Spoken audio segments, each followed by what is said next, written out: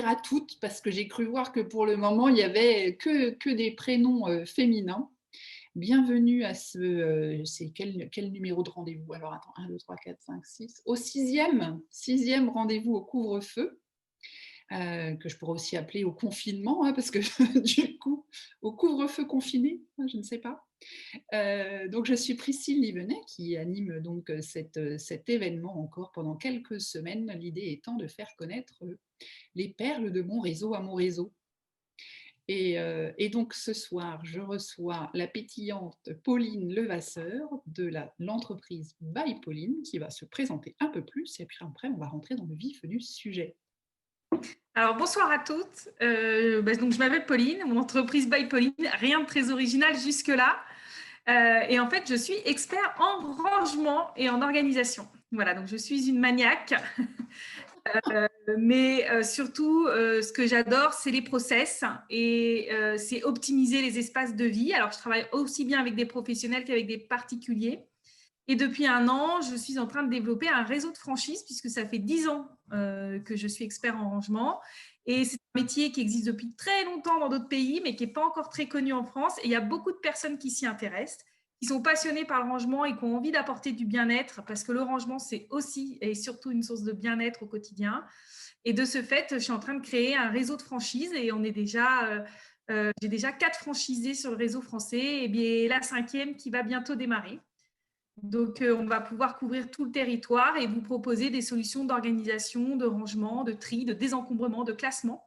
Mais l'idée, c'est surtout de mettre en place des process pour simplifier le quotidien et pour que le rangement soit pérenne. Parce que c'est bien de tout ranger, mais il faut que ça reste en place. Voilà. Parfait. Donc, notre cœur de métier, on est passionné et il faut beaucoup d'énergie pour ça. Mais c'est très intéressant et vous avez sûrement dû voir les séries Netflix de Marie Kondo et il y en a une nouvelle qui s'appelle Home Edit. Et ce sont des homologues, donc Marie Kondo japonaise et Home Edit des américaines qui font ce métier et qui ont même leur propre série. Voilà, voilà. Et moi, j'ai eu la chance de coécrire un livre qui s'appelle Range ta vie aux éditions Larousse pour vous donner la motivation, les méthodes pour bien structurer vos espaces. Voilà. Très bien, mais écoute, merci beaucoup de cette présentation. Alors, je pense qu'il y a déjà au moins une personne qui nous regarde qui était contente quand elle dit process. Je ne l'animerai pas, je ne la nommerai pas. Donc voilà, donc effectivement, très très intéressant, mais je pense que bientôt, toi aussi, tu auras ta chaîne sur Netflix. Ah ben j'aimerais bien, hein. J'ai déjà une chaîne sur YouTube, mais… Ça va venir, doucement, chaque chose en son temps. Alors, le sujet, enfin l'idée de ce soir, hein, quand j'étais contactée pour intervenir, c'est de nous dire, voilà, au départ, on était juste, entre guillemets, avec ce couvre-feu. Donc, l'idée, c'était de se dire, ben, voilà, à 9h, on est tous rentrés comme les poules, il faut être à la maison. Qu'est-ce qu'on pourrait bien faire? Là, c'est même encore pire, puisque nous voilà tous reconfinés, donc on passe encore plus de temps chez nous. Mais donc, quelle est l'idée que tu pourrais partager avec nous pour mettre à profit ce temps supplémentaire dont nous disposons? Alors, je me suis dit, tu m'as tout de suite dit longue soirée au coin du feu. Et moi, j'ai pensé quoi? J'ai pensé à la lecture. Parce que moi, j'ai pas le temps de lire, en fait. Des fois, je me dis, j'aimerais bien prendre le temps de m'asseoir au coin du feu, de pouvoir lire un livre. Et moi, quand je pense lire un livre, bah, tout de suite, au lieu de penser à des auteurs ou à des ouvrages, je pense ranger sa bibliothèque, forcément. On n'a pas les mêmes référentiels, forcément. Tout de suite, il y a des formations professionnelles qui arrivent. Et en fait, je suis plus excitée par le fait de ranger les livres que par le fait de les lire. Mais bon, chacun ses défauts. Donc, effectivement, je me suis dit que c'était l'occasion de peut-être vous donner 5 étapes précises pour vous lancer dans un grand rangement et remettre à jour votre bibliothèque. Et ce sera l'occasion de sortir les livres que vous avez envie de relire ou de trouver des livres que vous n'avez peut-être jamais lus. Et je me suis dit que pour le confinement où à la base c'était le couvre-feu, c'était plutôt une bonne idée d'attaquer par ça. Et en plus, c'est une méthode qu'une fois que vous l'avez appliquée pour une catégorie d'objets, vous pouvez l'appliquer sur toutes les autres catégories d'objets. Voilà.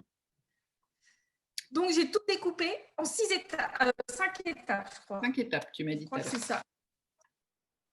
5 étapes. Alors, on attaque. La première. Alors, la première étape, ça va être de regrouper tous vos livres. C'est-à-dire que chez mes clients, je me rends compte que, bon, en général, il y a quand même un endroit qui est plus considéré comme être la bibliothèque principale. Mais je vais retrouver des piles de livres près de la table de chevet, dans les toilettes, parfois même sur la table de la cuisine, bon, un petit peu partout. Donc, la première étape, ça va être de prendre tous ces livres, de ne laisser sur votre chevet que celui que vous êtes en train de lire et de rapatrier tous vos livres au même endroit. Voilà. Et plutôt à l'endroit où vous avez envie de faire votre bibliothèque principale, on va dire.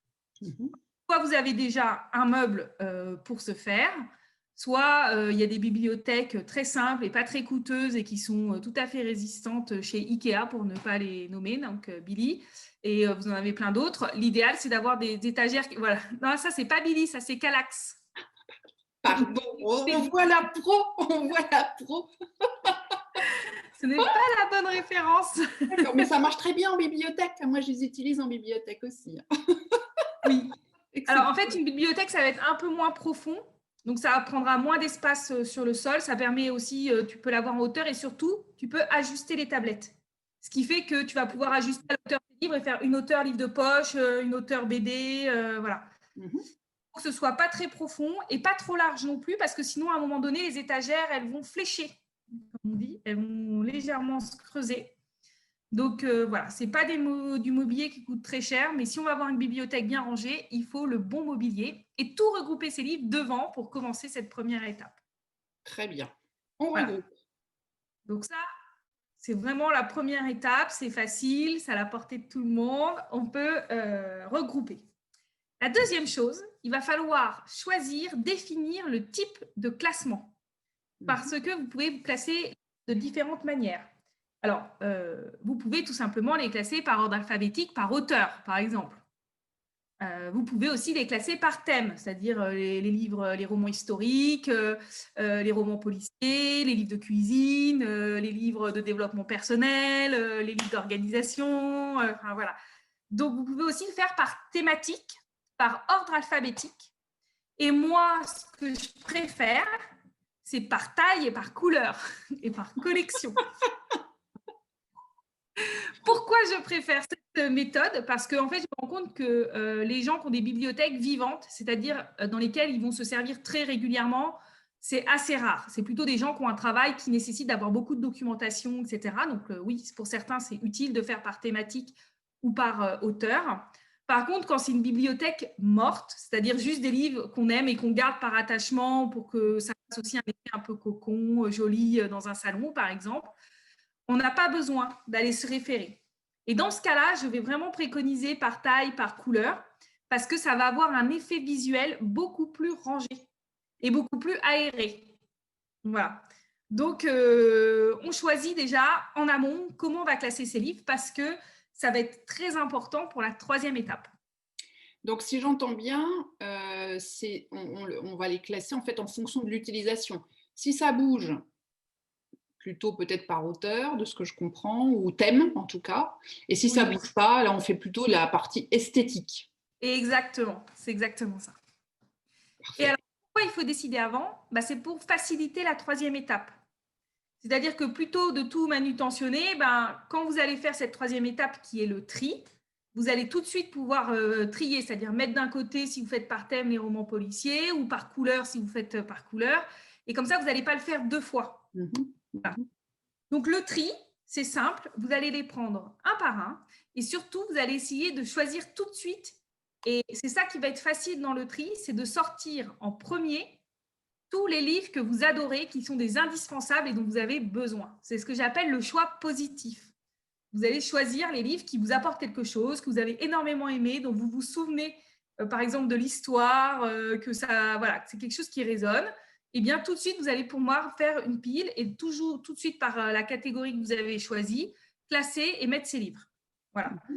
Vous allez prendre les livres que vous adorez, faire une case déjà, tous les livres que j'adore par couleur ou tous les livres que j'adore par catégorie.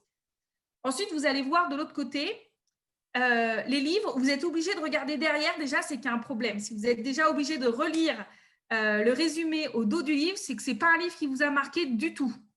Voilà. Parce qu'en général, les livres qu'on a aimés, rien que la couverture, rien que le nom, on s'en souvient. En toute honnêteté. Donc moi, mes clients, quand ils commencent à retourner, et pire, quand ils commencent à feuilleter, à essayer de relire le livre, là, je dis stop, stop, stop, stop, on perd trop de temps. Donc tous ces livres qui ne nous rappellent rien du tout, alors sauf si c'est des livres neufs, mais ça, on sait quand même à peu près les livres neufs, on peut tout de suite les mettre dans des cabas. Alors les cabas, c'est les sacs de course, vous savez, qu'on achète, qui sont assez solides. Ça ne coûte pas très cher, on en a toujours plein chez soi. Et c'est très solide. Donc, ça permet on peut les charger, on peut les déplacer beaucoup plus facilement qu'un carton. C'est vrai. Un gros carton plein de livres, c'est l'usine à gaz. Alors maintenant, il y a des petits cartons à livres avec des poignées, donc ça va encore. Mais le plus simple, finalement, je trouve que c'est les cabas. Et dans ces cabas, vous allez mettre tous les livres que vous pouvez donner ou vendre, c'est-à-dire tous ceux qui sont en bon état. Si vous avez vraiment des vieux livres très abîmés, froissés, où il n'y a plus de couverture, ceux-là, il faut les mettre au recyclage papier. Et tous ceux qui sont en bon état, vous pouvez les mettre dans des cabas. Alors, pour donner et recycler les livres, il y a 2 options. Il y a Momox, qui est comme Gilbert Joseph, c'est une application sur le smartphone. Vous scannez les codes barres et il vous dit tout de suite s'ils en ont besoin. C'est-à-dire qu'eux, ils ont une grosse base de données et tout de suite, ils vous disent s'ils l'ont en stock ou pas et si vous le rachetez à quel prix. Donc, en général, c'est 10-15 centimes. Alors, ce n'est pas très cher, mais c'est toujours mieux que rien. Et puis, de temps en temps, vous allez avoir des livres qui vont être achetés jusque 2, 3, 4 euros. Et moi, j'en ai même vendu à 8, 10 euros. Ou même plus. Ah oui, même, moi, pareil. Même des plus gros de livres. 10 euros. Ouais. Donc, voilà. Ou des livres professionnels ou très pointus. Oui. Très pointus sur des choses assez particulières, etc. Donc, vous pouvez scanner les livres. Et donc, ces livres que vous scannez pour Momox, là, il faut les mettre directement dans des cartons parce qu'on va vous proposer d'imprimer un petit bon et de le déposer dans un point relais. Voilà. Donc ça, c'est hyper facile. Donc, vous prenez votre livre, j'adore, je garde, bof, je ne sais plus trop ce que c'est, je scanne, il est racheté, tant mieux, je le mets dans mon carton. Il n'est pas racheté, je le mets dans le sac à donner. C'est facile. Jusque-là, on suit. Et pour le sac à donner, vous pouvez appeler Recyclivre. Recyclivre, ils viennent chercher des paniers de livres ou des sacs de livres. Vous dites à peu près combien vous en avez. Et pareil, ils vont les stocker, ils vont les revendre. Voilà. D'accord. Et puis, vous pouvez aussi regarder après si vous avez, par exemple, des livres d'apprentissage, des livres de lecture. Il y a plein d'associations locales qui récupèrent aussi des livres pour envoyer, par exemple, à des pays en difficulté ou dans des écoles. Voilà. On peut se renseigner sur un site qu'a créé l'ADEME qui s'appelle Longue vie aux objets. D'accord, longue vie aux objets. Longue vie aux objets, c'est l'ADEME, donc c'est l'Agence pour la transition écologique, qui a créé un site pour donner une seconde vie à tous ces objets. Donc ça marche pour tout, pas que pour les livres. Si vous avez envie une vieille télé, il va vous dire si vous pouvez l'amener quelque part pour la faire réparer ou pour, par exemple, un centre d'aide par le travail ou des personnes qui réparent et qui remettent en vente, ou pour du recyclage ou pour Emmaüs. Enfin voilà. Et ça va vous donner au niveau local tout ce qu'il y a le plus près de chez vous pour pouvoir donner une seconde vie à vos objets. D'ailleurs, nous en reparlerons très bientôt dans notre interview. Et donc, je suis fan de ce site Longue vie aux objets qui va vous donner plein de bonnes idées pour ne pas culpabiliser. Alors, vous allez me dire, Pauline, t'es bien mignonne, mais se détacher de ces livres, c'est difficile. J'entends déjà les remarques et les retours comme ça. Oui, on a tous un attachement qui est différent aux objets, ce qu'on appelle notre rapport à l'objet.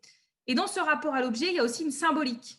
C'est-à-dire que pour certaines personnes, l'objet va être un symbole de quelque chose. Et je vais prendre l'exemple de mon père, tout simplement, qui avait énormément de livres et qui ne s'en détachait pas.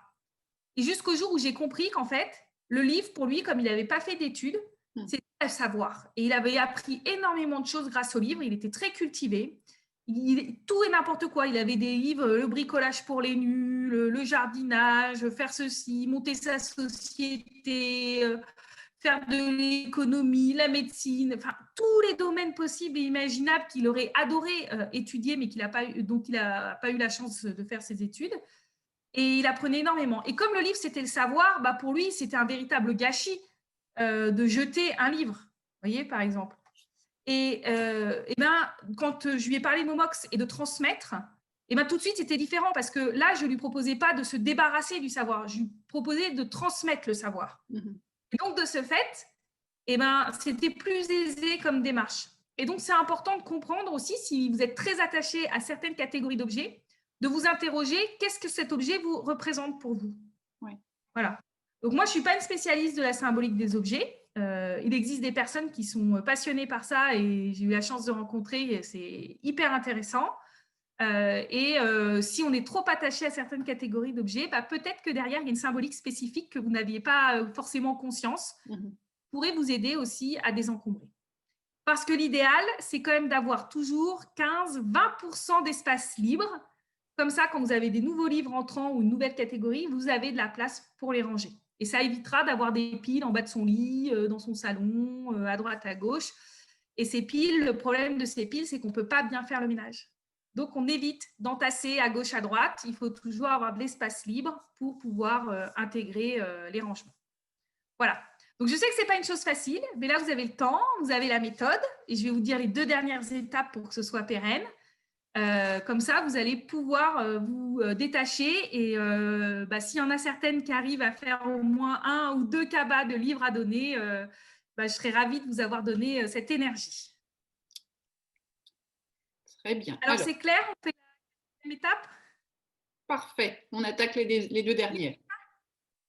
Ouais, la 4e étape, c'est tout simple. C'est juste le rangement. C'est manutentionner, en fait, c'est porter les livres et décider des bons endroits où on va les mettre. Voilà. Donc, en fait, on va choisir, souvent on a des cases dans les bibliothèques. Vous savez, une étagère ou une case, comme tu montrais toi derrière. Donc, on va choisir en fonction du volume qu'on a par catégorie, quel type de livre on met dans quelle case. Par exemple, si on a une grande étagère, on va dire, on met les grands livres et les BD ici. Donc, on va les prendre, on va les mettre. On va voir, par exemple, qu'on a les livres de poche. Alors, on va mettre les livres de poche. Si on a une étagère profonde, on ne fait pas 2 profondeurs de livres parce que vous ne voyez pas ce qu'il y a derrière.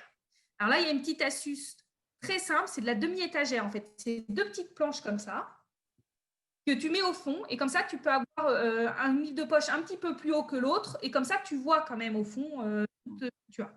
Je ne sais pas si ma démo, elle est très claire. Ça fait comme un petit escalier en fait. Voilà, ça fait on comme met une ça petite aussi dans marche. les trucs de cuisine et tout ça pour attraper justement ce qui est au fond quand on a des trucs très hauts et qu'on ne peut pas rajouter des petites étagères intermédiaires ou que ça ne ferait pas joli si on de l'extérieur. Ouais. Donc, c'est exactement ça. Ça fait une petite marche pour pouvoir mettre 2 profondeurs de petits livres si vous avez vraiment des trop grandes étagères. Après, l'idéal, c'est comme je vous l'ai dit au départ, c'est d'avoir une bibliothèque pas trop profonde où vous pouvez régler la hauteur des étagères. Voilà. Mais on fait aussi avec ce qu'on a. Nous, on n'aime pas acheter pour acheter. Hein. Je suis quand même dans une démarche très éco-responsable avec mon métier. On essaye de faire prendre conscience aux gens qu'on consomme trop, qu'on achète trop de choses, etc. En général, on va faire avec le mobilier disponible chez nos clients, mais quand il y a besoin, on rachète le mobilier adapté. Voilà. Donc là, c'est la partie manutention. On va poser les choses dans les cases. Et n'hésitez pas, si à la fin, vous vous rendez compte, mince, que cette case-là, elle irait mieux à la place de celle-ci, à changer. Ça va vite. C'est trier, c'est juste prendre et remettre. C'est propre, c'est trier. Le plus gros effet, hein. Le plus long, c'est le tri. Ce n'est pas le rangement. C'est clair. Voilà, on n'hésite pas et comme ça, à la fin, on arrive à voir les choses. Alors, les livres, toujours à la verticale. Je ne veux pas de livres à l'horizontale puisque ça fait des piles, ça fait bazar. Et puis, quand on en prend un, il y a ceux du dessus qui tombent. Voilà, donc ça ne marche pas. Et ensuite, dans les bibliothèques, je vois beaucoup de bibelots, de décoration, des petits objets, des petits cadres, etc. Alors, pareil, on va éviter de faire une case moitié livre, moitié bibelot, l'autre moitié livre, moitié bibelot, parce qu'en termes de ménage, etc., c'est compliqué et ça ne met pas les objets en valeur parce qu'on ne les voit pas s'il y a des livres derrière. Donc, on va décider, par exemple, de regrouper tous les bibelots dans une seule case vide. Voilà. Donc, on a des cases avec les livres, des cases avec les bibelots. On n'a pas répété. Hein, je ne savais pas du tout qu'elle allait dire ça. Et donc, voilà, c'est beaucoup plus simple et c'est plus esthétique et c'est plus pratique pour le ménage. Exact. Voilà. Je confirme, c'est très pratique pour le ménage. Ouais. Et pour finir, c'est les revues. On peut avoir pas mal de revues. Il y a des jolies revues de collection. Alors, tout ce qui est revues de tous les jours, magazines, on jette, hein, bien évidemment. Mais par contre, quand c'est des revues de collection avec des très belles photos, etc., on peut décider d'en garder une partie. Dans ce cas-là, il faut utiliser des porte-revues parce que ça ne tient pas bien. Voilà, ça va permettre de les mettre bien droit. Parce que souvent, je vais retrouver des piles de revues parce que c'est vrai que les revues, ça ne tient pas. Oui. Voilà. Donc là, on utilise des porte-revues. C'est fait pour, c'est nickel, ça fait un poids voilà, idéal et puis ça fait hyper joli dans une bibliothèque, ça rentre sans problème.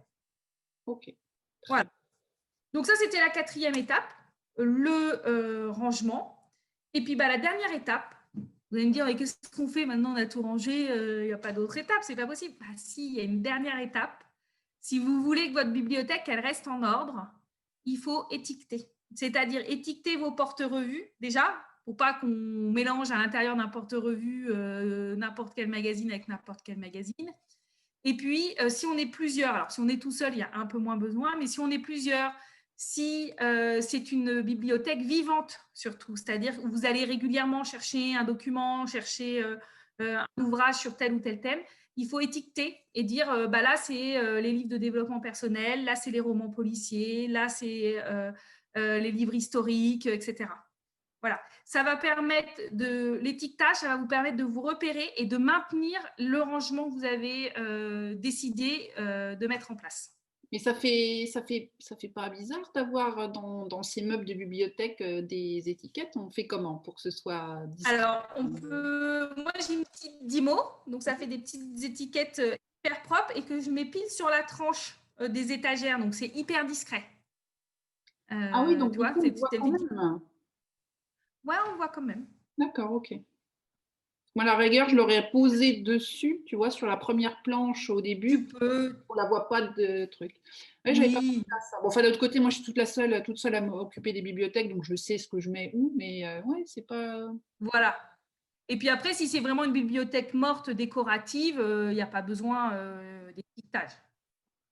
Si votre rangement il est tel qu'il est et qu'il ne bougera pas, qu'il n'y a pas trop de livres entrants, sortants, bon, pour le coup, il n'y a pas besoin de mettre des étiquettes. Mais à partir du moment où ça bouge un peu, le fait de mettre des étiquettes, ça oblige à suivre le rangement. Parce que s'il n'y a pas d'étiquette, oh, tant pis, je n'ai pas le temps, pouf, je le mets là. L'étiquette, c'est un peu plus de la mauvaise foi quand même. Hein.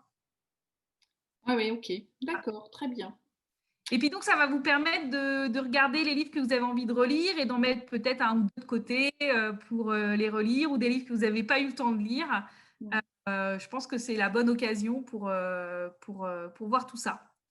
Voilà. Et puis la méthodologie, ces 5 étapes, vous pouvez la retrouver pour plein d'objets différents. Hein. Si vous avez envie de vous attaquer, si vous avez l'énergie de vous attaquer à d'autres catégories d'objets, n'hésitez pas à reprendre les mêmes étapes, mais à bien séparer. Un peu comme les chaînes de production, je suis une fan du 5S et tout de suite les chaînes de production. J'en connais une, là, elle est en train de frétiller sur sa chaise, hein, moi je dis. Rationalisation, standardisation, donc voilà. Donc à partir du moment où on se met en mode rangement, on essaye de s'imaginer notre chaîne de production et de faire étape par étape pour rationaliser les mouvements, pour rationaliser, voilà, et puis standardiser toutes les décisions qu'on prend en termes de rangement. Et c'est ça qui peut être efficace et pérenne. Voilà. Parce que si on ne fait pas ça, le rangement, il ne sera pas. Ok, ok. Bon, bah écoute, moi j'aurais appris quelque chose, c'est pas du tout comme ça que je fais, mais, mais attends, après, c'est toi la spécialiste, hein. C'est toi la spécialiste, donc voilà. Non, mais en fait, moi je range pas dans la bibliothèque les livres que j'ai pas lus, parce que j'essaye d'avoir le principe un qui rentre, un qui sort. Donc, ça c'est le principe dans les réserves alimentaires, first in, first out. Oui et non. Enfin, disons que c'est surtout que pour éviter que, parce que j'avais des bibliothèques extrêmement fournies, donc j'ai fait un grand Marie Kondo il y a quelques années. Et donc, pour éviter que ça recommence, je me suis fixé comme objectif d'éviter d'agrandir la place prise par les livres. Donc, si j'en rajoute un, il faut que j'en sorte un. Voilà. Ah oui. Du coup, j'ai un certain nombre de livres que je veux lire quand même, qui ne passeront pas du tout par ma bibliothèque. Une fois que je les ai lus, je les mets direct chez Momox. Tu vois, c'est parfait. Là, c'est encore plus efficace. Mais une lecture dotée, traitée. On a des boîtes là, tu sais, les petits, comment ça s'appelle là, des petites bibliothèques de quartier là où tu peux déposer des livres, en reprendre. Enfin voilà. Et donc comme ça fait même pas passage par la bibliothèque parce que cela, je dis, je ne veux pas que ça rentre. Donc nickel. Voilà, direct à la sortie. Là, c'est encore plus direct. Si mes clients pouvaient faire ça, ça serait bien. Comment? Si mes clients pouvaient faire ça, ce serait bien. Oui, mais après, après, ça dépend ce que tu veux faire. Mais pendant longtemps aussi, j'ai eu du mal à me séparer des livres. Ouais. C'était dur, c'était dur. Alors, est-ce qu'on a des questions pour Pauline? N'hésitez pas. Je vais aller regarder un petit coup sur Facebook pour voir si on a des questions. Alors, il y a Frédéric qui nous dit: tu nous donneras les astuces des sites, Priscille. Tu veux parler de quoi? Des astuces, des adresses des sites? Ah, les adresses. Tu aurais les adresses dont tu nous as parlé? Là, je vais le noter Ouais. dans le chat. Donc, tu as une application qui est Momox.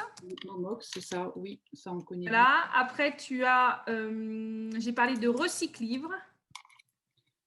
Ça s'écrit avec AY ou comment ça s'écrit? J'ai un doute. Recyclivre. Je crois que ça s'écrit comme ça. Alors attends, je vais aller regarder comment Pas tu sûr. l'autre. Et ensuite, tu as, ça c'est des applications des sites, et tu as Longue vie aux objets. Ok, très bien. Aux objets.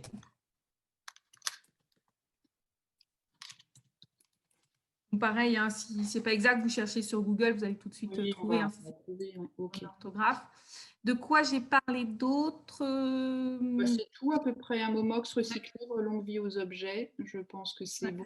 Ton site internet, c'est bypauline.fr, hein, c'est ça? Oui, oui, il y aura des photos de bibliothèque. Avec des photos de bibliothèque.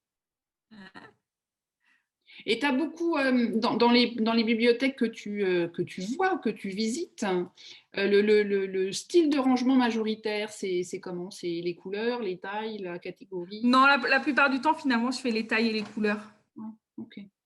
Parce qu'il y a quand même, bon, ça m'est arrivé de travailler pour un éditeur, un écrivain. Donc là, c'est des bibliothèques vivantes ou des gens qui font des études dans certains domaines, etc. Mais la majorité des gens, c'est quand même plutôt des bibliothèques mortes. Donc, pour avoir cet effet visuel agréable, joli, rangé, ordonné, je vais plutôt proposer toujours par couleur et par taille ou par collection, quoi. Ok.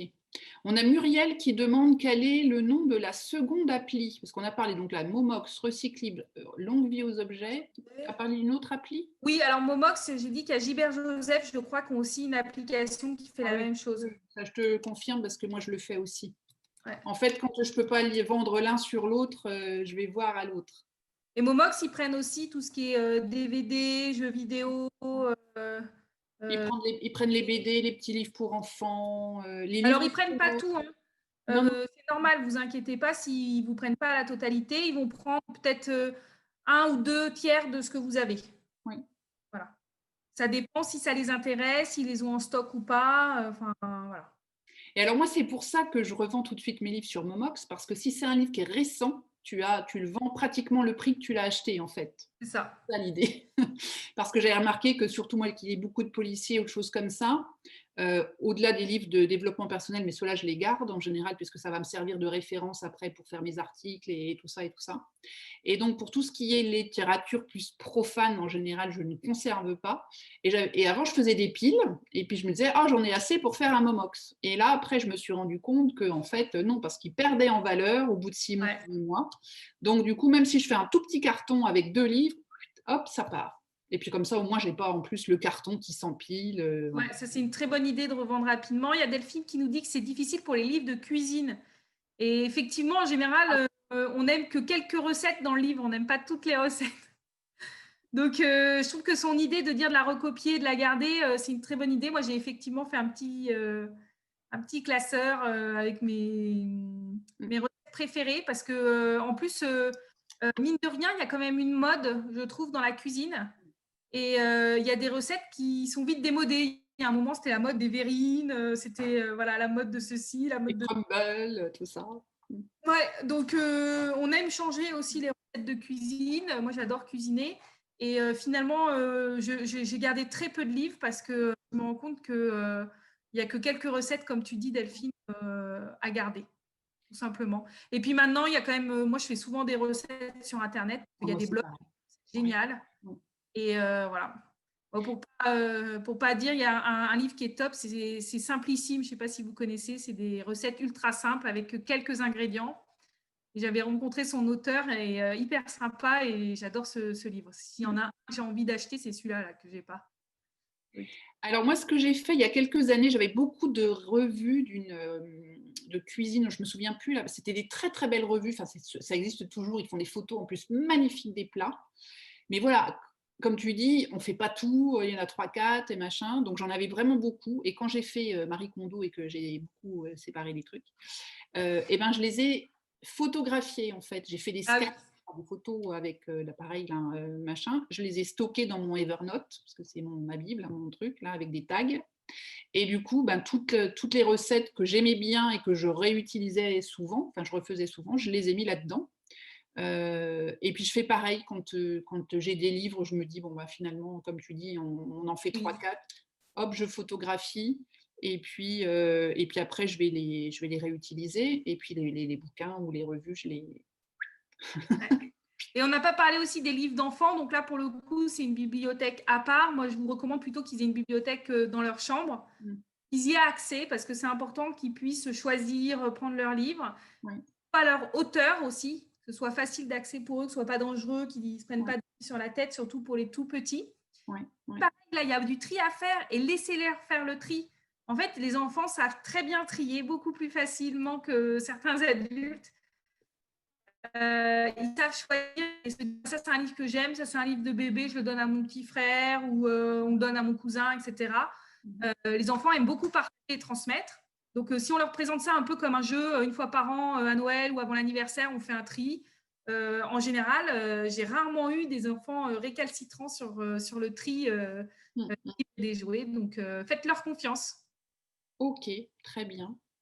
Bah, merci, Pauline, c'était excessivement intéressant, comme d'habitude. Bon, c'est surtout du bon sens. Hein, Oui, oui, oui, mais voilà, parfois on n'a pas, on a besoin de l'aide de spécialistes parce que tout ne vient pas comme ça par la science infuse et on apprend tout le temps. Alors, est-ce qu'on a encore d'autres il faut questions? du recul. Un petit tour sur Facebook pour voir si on a d'autres questions. Non, je ne vois pas d'autres questions. Et puis sur notre Zoom, a priori, non plus. Alors, Pauline, il me reste à te remercier. Alors, donc, on te retrouve sur bypauline.fr. Et les personnes qui font partie de ton réseau de franchise, elles sont aussi sur le même site? Oui, tout le monde on est toutes sur le même site. On travaille toutes ensemble sous Et la elles même. sont parce que toi, tu es plus en région parisienne, mais t'es Ah quoi? non, moi, je suis plus en région Ah mais non, c'est parisienne. vrai, elle est partie à la campagne. Oui, et j'ai profité du premier confinement pour prendre ma poudre d'escampette. Donc là, Parce que moi, j'interviens plus chez les clients. J'ai deux personnes, Anne-Gaëlle et Ségolène, qui couvrent toute la région Île-de-France et même qui se déplacent un petit peu à l'Est, en Normandie, etc. ok. J'ai Clémence qui est sur tous les Hauts-de-France et j'ai Caroline sur toute la région PACA. Et là, j'ai quelqu'un qui arrive sur l'Aquitaine. Voilà, Très bien, Marie. très bien, très Et bien. puis, de toute manière, on se déplace quand il y a des déménagements, etc.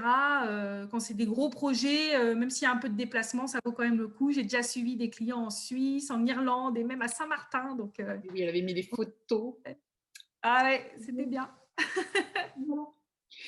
Parfait, parfait. Mais écoute, merci mille fois, Pauline. Ouais, c'était Merci à très toi, merci pour ta intéressant. confiance et puis bravo pour tout ce que tu organises, c'est super.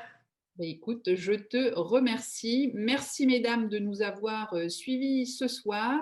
Si vous voulez revoir cette vidéo, elle sera disponible bah, donc, tout de suite après sur Facebook, puisqu'elle va y rester. Et puis ensuite, je vais la retravailler un tout petit peu et la mettre sur YouTube. Donc, d'ici demain, après-demain, elle sera aussi disponible sur YouTube pour la voir, la revoir, la partager avec vos amis, votre famille. Surtout, n'hésitez pas, après tout. On est tous coincés à la maison pendant un petit moment, donc autant faire la maison toute belle pour préparer les fêtes. Voilà. Comme ça, quand on aura plein d'invités à Noël, qu'on pourra faire Noël avec 15 personnes, soyons fous, tout le monde verra que vous avez une super jolie maison.